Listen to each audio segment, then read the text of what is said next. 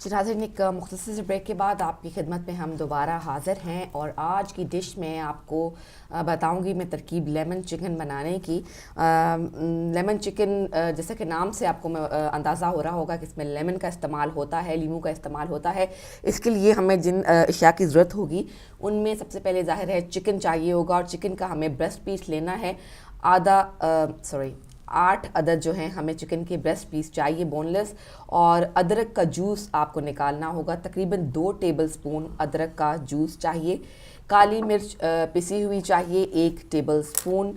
अंडा जो है हम इसकी 2 अदद अंडे लेंगे। तिल का तेल चाहिए हमें इसके लिए, लेमन चिकन बनाने के लिए हमें तिल का तेल चाहिए, और तिल का तेल हमें चाहिए 2 टीस्पून। लीमू का अरक चाहिए 2 टेबल स्पून। ठंडा पानी लेंगे 4 table spoon. Cooking oil 2 table spoon. नमक आपकी चॉइस के मुताबिक, आपके टेस्ट के मुताबिक। और कॉर्न फ्लावर लेंगे 2 टेबल स्पून। सोया सॉस जो है वो 2 टीस्पून लेंगे। सिरका 6 टेबल स्पून। चीनी 2 टीस्पून। और लहसुन का जूस भी हमें निकालना होगा, और लहसुन का जूस हमें चाहिए होगा 2 टीस्पून। दोबारा आपको बताती चलूँ कि चिकन के आपने ब्रेस्ट पीस लेने हैं 8 अदद। अदरक का जूस 2 टेबल स्पून रखेंगे। काली मिर्च पिसी हुई 1 टेबल स्पून। अंडा जो है 2 अदद अंडे हमें चाहिए। तिल का तेल 2 टीस्पून। अर्क लीमू यानी कि लीमू का जूस 2 टेबल स्पून। फ्रेश लीमू का जूस आपको चाहिए, वो जो मिलते हैं बॉटल्स में वो नहीं हमें चाहिए, फ्रेश लीमू का हमें 2 टेबल स्पून जूस चाहिए। ठंडे पानी के 4 चम्मच हम रखेंगे। कुकिंग ऑयल 2 टेबल स्पून दरकार होंगे। नमक आपके जायके और ज़रूरत के मुताबिक। कॉर्नफ्लावर 2 टेबल स्पून लेंगे। सोया सॉस के 2 टीस्पून लेंगे। सिरका के 6 टेबल स्पून, और चीनी 2 टेबल स्पून। और लहसुन का जूस जो है वो हमें 2 चाय के चम्मच दरकार होगा। सबसे पहले क्या करेंगे, इसको बनाने का तरीका कुछ इस तरह से है कि चिकन को धोकर इसके पीस को जो है आप दरमियान में से काट लीजिए। जो 1 यानी 8 हमने पीस लिए हैं उनमें से हर एक पीस को अलहदा से धोकर दरमियान में से काट लें। इसमें आप पानी, सिरका, लहसुन, अदरक का जूस जो कि हमने जैसा कि मैंने आपको बताया कि 2 जो है वो खाने के चम्मच जो है वो आप इसमें डालेंगे, और नमक मिर्च लगाकर आधा घंटे के लिए इसको मैरिनेट करते हैं। दोबारा बताती आपको चलूँ कि चिकन को धोकर इसके पीस जो हैं वो दरमियान में से आप काट लें। इसमें पानी डाल लीजिए। सिरका जो कि आपको मैंने बताया कि सिरके के हमें चाहिए 6 चम्मच। 6 चम्मच हमने जो है खाने की वो सिरका इसमें डाल देंगे। लहसुन जो हमने फ्रेश लहसुन का जूस निकाला है 2 टीस्पून, और इसके अंदर इसको लगाकर फिर नमक लगाइए जो आपके ज़रूरत और जायके के मुताबिक है। फिर इसके अंदर पिसी हुई काली मिर्च जो हमने 2 टेबल स्पून ली है उसको भी 1 टेबल स्पून पिसी हुई काली मिर्च ली है, उसको भी इसके ऊपर लगाकर आधे घंटे के लिए तकरीबन इसको मैरिनेट कर रख देंगे। इसके बाद कढ़ाई में आप घी डालेंगे जो ऑयल आपको बताया, और इसमें चिकन को कॉर्नफ्लावर और अंडा लगाकर फ्राई कर लेंगे। यानी कि सबसे पहले आप एक साइड पर कॉर्नफ्लावर पड़ा होगा, आप उस जो आपने मैरिनेट किया है चिकन पहले उसको उसमें डुबोइए, फिर उसके बाद अंडे में डुबो दें, और उसके बाद फिर इसको फ्राई कर लें।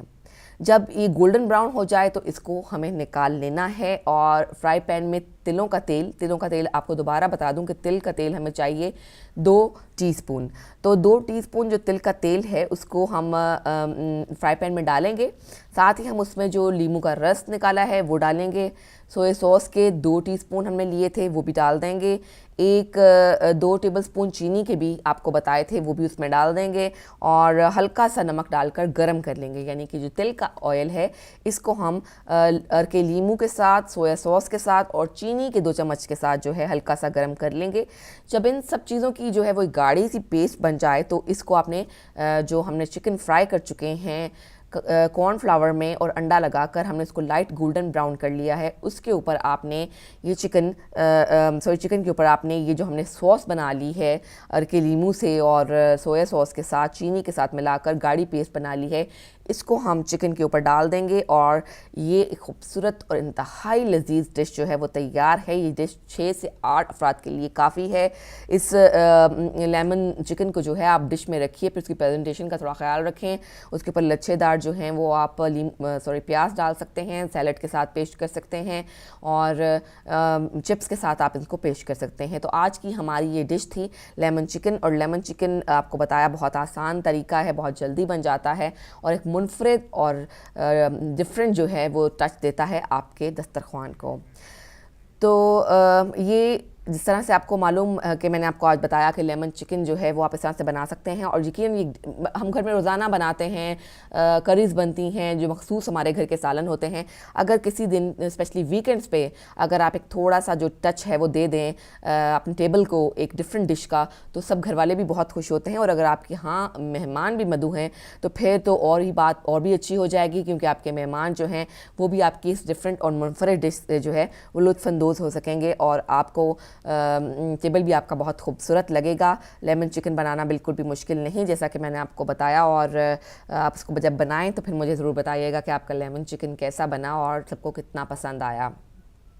تو ناظرین, آج کی ڈش جو تھی یہ آپ کے ہم نے سامنے پیش کی. ہمارے جو اگلے سیگمنٹ ہوتا ہے وہ عالمی جائزہ ہوتا ہے, اور عالمی جائزہ جو ہے وہ علی بھائی آپ کے سامنے بہت تفصیل سے لے کر آتے ہیں. ہمارے پاس ہمیشہ ایک گیسٹ ہوتے ہیں, اکثر جو ہے وہ ہمارے پاس ایک گیسٹ ہوتے ہیں, اور وہ ان گیسٹ کے ساتھ جو ہے وہ بات چیت کرتے ہیں علی بھائی, اور بہت جسے میں یہ کہوں گی تھوڑا سا کہ بہت جاتے ہیں گہرائی میں اور بہت ڈگ کر جو ہے وہ باتیں نکال کے لاتے ہیں, وہ سوالات پوچھتے ہیں جن کا جواب جب ملتا ہے تو پھر ہمارے ناظرین تک وہ خبریں بھی پہنچتی ہیں جو کہ عام طور پر میڈیا چھپا جاتا ہے یا پہنچانا نہیں چاہتا.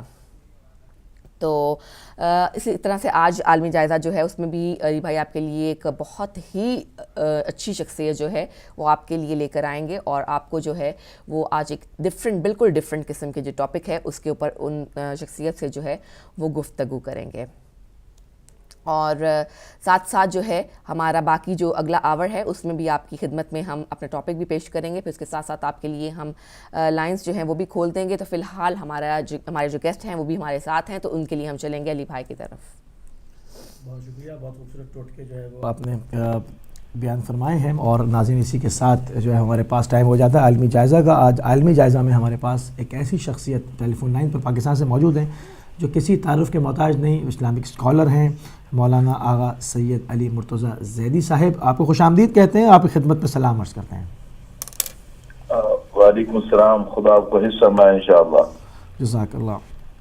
قبلہ, آج ہم چاہ رہے ہیں کہ اس طرف ایک دوسرے پہلو پہ بات کریں, کیونکہ جو اسلام کی شکل طاغوت نے پیش کی ہے کہ خدا کا نام لے کر اور اللہ اکبر کے ساتھ لوگوں کے سر اتارے جائیں, اور مسجدوں کو اور حسینیات کو اور بڑے بڑے انبیاء کے قبور کو مسمار کیا جائے, ایک شکل یہ بنائیے.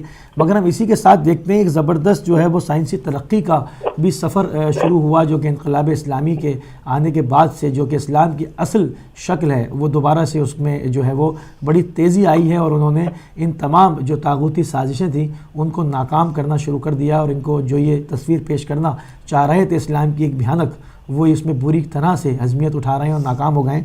تو آپ کا کیا کہیں گے کہ ایران نے کن کن میدانوں میں زبردست جو ہے وہ ترقی کی راہ پہ قدم رکھ دیا ہے؟ بسم اللہ الرحمن الرحیم. جی بالکل صحیح فرمایا آپ نے کہ اللہ نے جو دین بھیجا تھا وہ انسانوں کی خدمت کے لیے بھیجا تھا, اور اس کا ہدف یہ تھا کہ انسانوں کو دنیا اور آخرت کے اندر کامیابی نصیب ہو اور ان تمام کے اندر ان کی صلاحیتیں بروئے کار لائی جائیں. لیکن جو اسلام کے دشمن ہیں, دین کے دشمن ہیں, انسانوں کو غلام بنانا چاہتے ہیں, انہوں نے اس دین کا مقابلہ کیا, کبھی کفر کے نام پر, کبھی منافقت کے نام پر, کبھی اہل بیت اطہار علیہ السلام سے دشمنی کے نام پر. اور ان کا ہدف یہ تھا کہ انسان کمزور رہیں, انسان غلام بنے رہیں, دوسروں کے سامنے سر جھکاتے رہیں.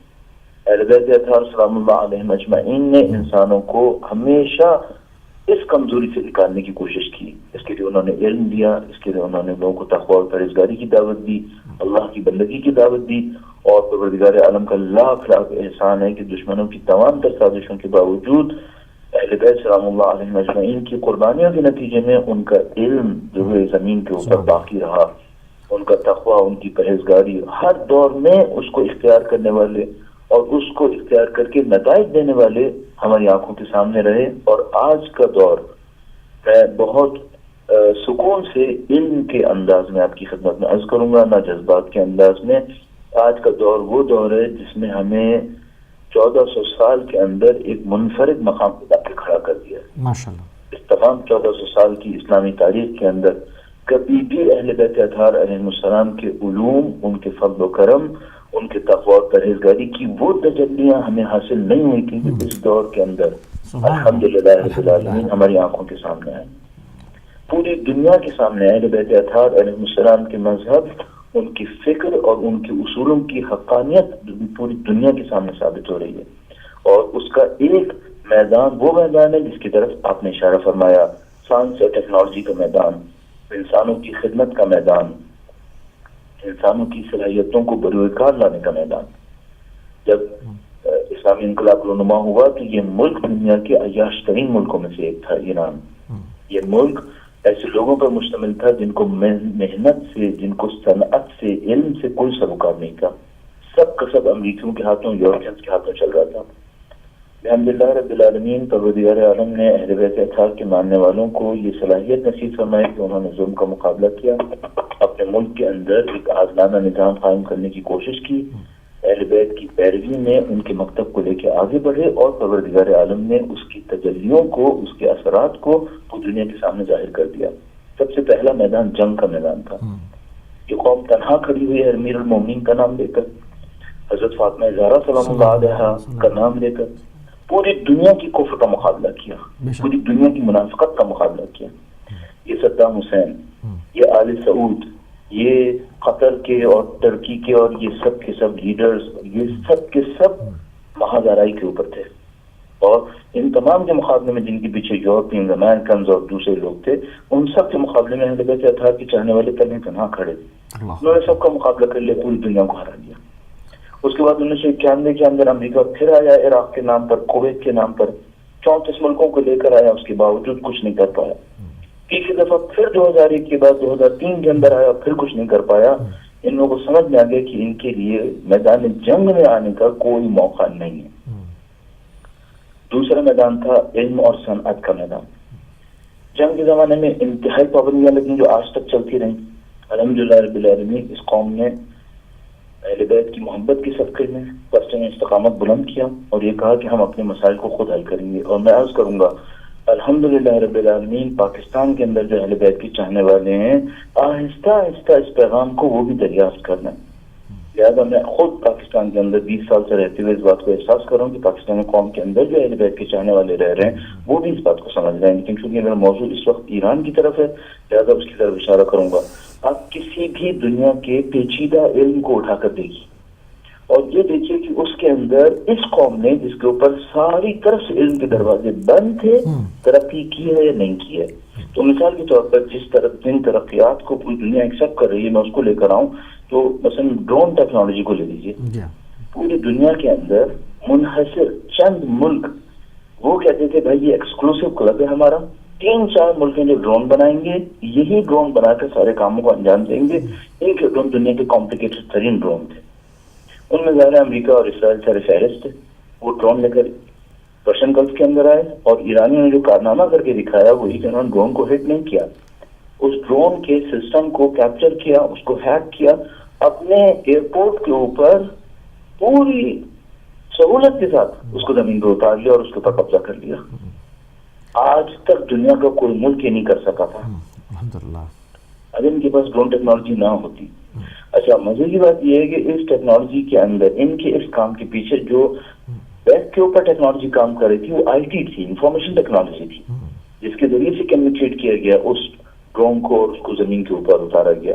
اور آئی ٹی ٹیکنالوجی کے اندر پوری دنیا سے پوچھے جو آپ کو سلیکون ویلی کا نام دیں گے, کیلیفورنیا لے کے جائیں گے کہ امریکہ میں سلیکون ویلی ہب ہے.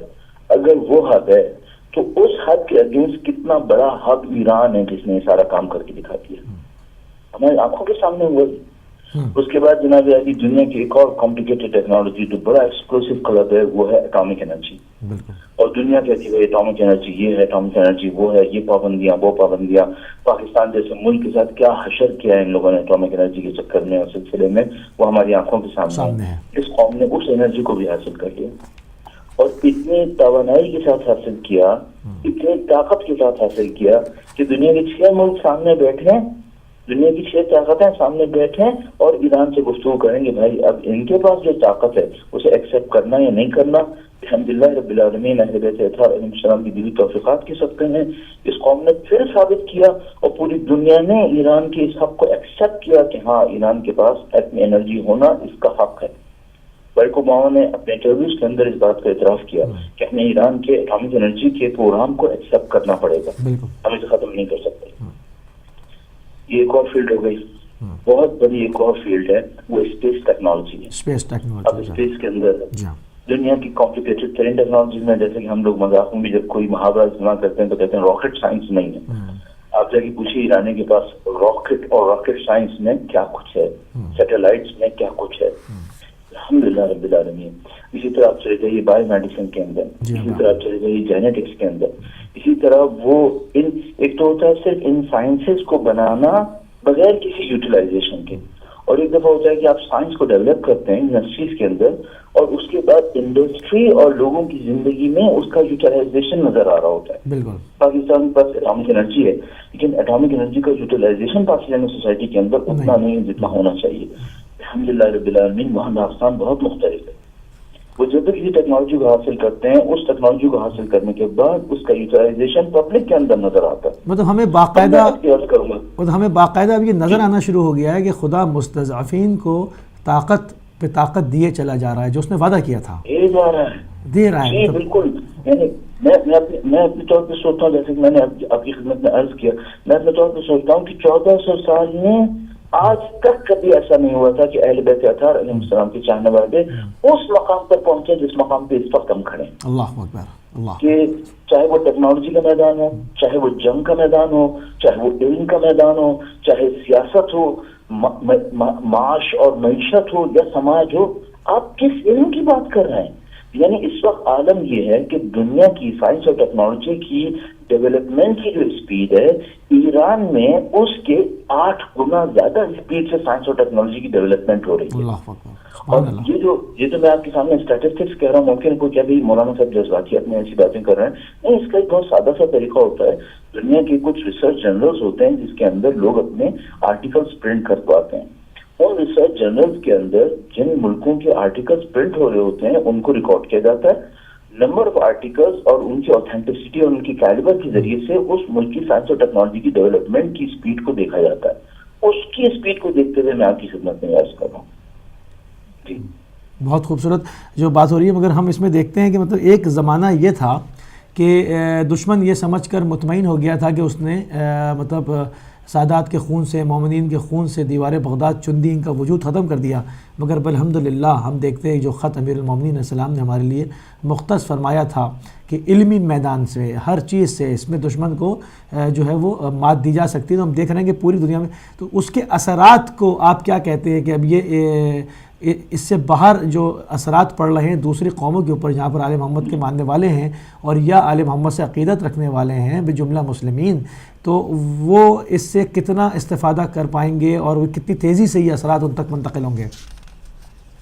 جی, اس میں 2 باتیں میں آپ کی خدمت میں عرض کرنا چاہوں گا. ایک تو بالکل حق آپ نے اشارہ فرمایا کہ دشمنوں نے یہ سمجھا تھا جیسے کہ میدان کربلا میں اس خام خیالی میں مبتلا رہے تھے کہ ہم نے ان کے بڑوں کو مار دیا.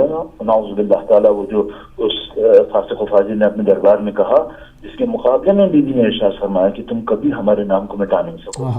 اور بی سلام اللہ علیہ کا معجزہ تھا کہ اس عالم تنہائی کے اندر, اس عالم غربت کے اندر ان معصومہ مخدرہ نے دربار میں کھڑے ہو کر کہا کہ تم ہمارے نام کو نہیں مٹا سکو گے.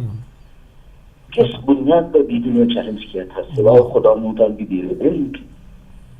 اور وہ جو چیلنج تھا وہ ہمارے سامنے ہو گیا کہ آج 1400 سال کے بعد پوری دنیا جمع ہو گئی اور دنیا کے کس ملک سے ختم کر سکے؟ آیا ایران سے ختم کر سکے جہاں پہ دنیا کی اس وقت طاقتور ترین حکومت اہل بیت کے چاہنے والوں کے پاس ہے؟ آیا عراق سے ختم کر سکے جہاں پہ انہوں نے ظالم ترین انسان کو 30 سال حکومت کے اوپر رکھا اور سفاکانہ ترین قتل عام کروائے؟ کیا اس کے ذریعے سے ختم کر سکے؟ آج بھی الحمدللہ رب العالمین اہل بیت اطہار علیہ السلام کے چاہنے والوں کے پاس ہے. آیا لبنان سے ختم کر سکے جہاں پہ شیعت کو مظلوم بنایا تھا، انہوں نے غلام بنایا تھا، اور اس کے بعد دنیا کی طاقتور ترین حکومتیں اور فوجیں اس گروہ کے ہاتھوں شکست کھا لی جس نے پرچم اہل بیت کو بلند کیا. حتیٰ میں کہوں گا کیا پاکستان سے ختم کر سکے جہاں ہماری 20% تعداد کو دیکھ کر ان لائنوں نے ہمارے خلاف منصوبے بنائے، پاکستان کی اسٹیبلشمنٹ نے اس کے اندر شرکت کی، ہمیں قتل عام کیا، ہمیں ہر طریقے سے زمین کے اندر گاڑنے کی کوشش کی. الحمدللہ آج جو ہمیں مارنے والے تھے وہ اپنا منہ چھپا کر دنیا کے کونے کونوں میں بھاگ رہے اور ان کو پناہ کوئی ملنے والی نہیں ہے. یہ شیعت ہے جس نے استقامت دکھائی، اور یہی وہ شیعت ہے جو پوری دنیا کے اندر استقامت دکھا رہی ہے پرچم اسلام کی خاطر، پرچم اہل بیت اطہار علیہ السلام کی خاطر. آپ یمن کا محاذ دیکھ لیں، آپ بحرین کا محاذ دیکھیں، میں کہوں گا دنیا کا کون سا خطہ ہے جہاں ہمیں مٹا سکے. تو میں مطمئن ہوں الحمدللہ رب العالمین جب پاکستان کے اندر سخت ترین وقت تھا اس کے باوجود، اور الحمدللہ رب العالمین اب تو سب کی آنکھوں کے سامنے واضح ہے، ہم مطمئن ہیں. جو ان بیوی نے اس دربار کے اندر کھڑے ہو کر کہا تھا کہ تم ہمارا نام نہیں مٹا سکو گے، وہ وعدہ ہمارے ساتھ ہے. جو اہل بیت اطہار علیہ السلام نے کہا تھا، جو قرآن کریم نے کہا تھا وانتم الاعلون ان کنتم مؤمنین، ہم اپنے ایمان پر ہیں اور خدا نے متعال کا وعدہ بلندی اور عظمت ہمارے لیے وہ ہمیں بار بار دکھا رہا. اور الحمدللہ یہ تمام مسلمانوں کے لیے نقش راہ ہے. یہ جو طاقت اہل بیت کے چاہنے والوں کو ملی ہے یہ ہر مسلمان کی ہمت کو بڑھانے کے لیے. کوئی یہ نہ سمجھے کہ ہم تو قواعد کے اندر جائیں گے، نہیں، یہ وہ دوسرے فرقے تھے جن کو جب طاقت ملتی ہے تو جنت البقیع کے مزاروں کو تباہ کرتے ہیں. ہم وہ فرقہ نہیں ہیں، ہم وہ ہیں جس نے اہل بیت اطہار علیہ السلام کی طرح اپنی طاقت کے زمانے میں اپنے مخالفوں کو بھی کھانا کھلایا اور اپنی کمزوری کے زمانے میں کبھی کسی کو بد دعا نہیں دی. تو الحمدللہ رب العالمین یہ اسلام کی عظمت کا زمانہ ہے، اہل بیت اطہار علیہ السلام کی عظمت کا زمانہ ہے، اور ہر مسلمان کے دل کو مضبوط کرنے کے لیے یہ دور بہت اچھا دور ہے. بہت خوبصورت، بہت ہی احسن جو ہے وہ ماشاءاللہ گفتگو ہو رہی ہے. ابھی بہت ساری چیزیں تھیں جس سے ہم تشنا رہ گئے، ہم چاہ رہے تھے اس کے اوپر بھی بات ہو، مگر ہمارے پاس پروگرام میں ٹائم بڑا محدود اور قلیل ہوتا ہے. تو انشاءاللہ کسی اور پروگرام میں آپ کو ہم دوبارہ جو ہے وہ زحمت دیں گے. اس وعدے کے ساتھ جو ہے ہم آپ سے اجازت چاہیں گے. آپ ہمارے ساتھ شامل ہوئے پاکستان سے، کراچی سے آغا سید علی مرتضیٰ زیدی صاحب، اور آپ نے جو موجودہ شکل پیش کی جا رہی ہے اسلام کی، جس سے لوگوں کو ڈرایا جا رہا ہے، آپ نے اس چہرے کی طرف اشارہ فرمایا جس میں کہ ایک جو اسلام کا حقیقی چہرہ ہے، جو کہ پوری دنیا کے انسانوں کے کمالات کو ظاہر کرنے والا ہے، جو کہ ان کو بروکار لانے کے لیے ہے، جس کے لیے انبیاء مابعوث کیے گئے. اس میں کتنی سائنسی ترقی ہو رہی ہے، کتنی پیش رفت ہو رہی ہے، اور کتنا اس چہرے نے، اس درخشاں چہرے نے جو ہے وہ دشمن کی سازشوں کو ناکام بنایا، اس کے اوپر بات کی. ابھی جس طرح سے پروگرام آگے چلے گا اس پہ لائیو کالز بھی کھولیں گے، آپ کو بھی شامل کریں گے، اس پر آپ کی بھی آرا جاننے کی کوشش کریں گے، آپ سے بھی بات کریں گے. تو چلیں گے، فی الحال ہمارے پاس ابھی ایک بریک کا ٹائم ہو جا رہا ہے. جی علی بھائی، ہم نے آپ کی تفصیلی گفتگو سنی جو ہمارے گیسٹ کے ساتھ تھی. مزید اس پہ ہم جو ہے وہ ڈسکس کریں گے اپنے ناظرین کے ساتھ بھی، اور ان کو بھی مدعو کریں گے کہ ہم سے وہ بات چیت کریں اس سلسلے میں. تو ابھی ہم جائیں گے ایک بریک کی طرف، اور جب بریک کی بعد واپس آئیں گے تو آپ کو ٹاپک بھی اپنا بتائیں گے، اور ساتھ آپ کے لیے فون کالز بھی کھولتی جائیں گی. تو لیتے ہیں ایک چھوٹے سے بریک.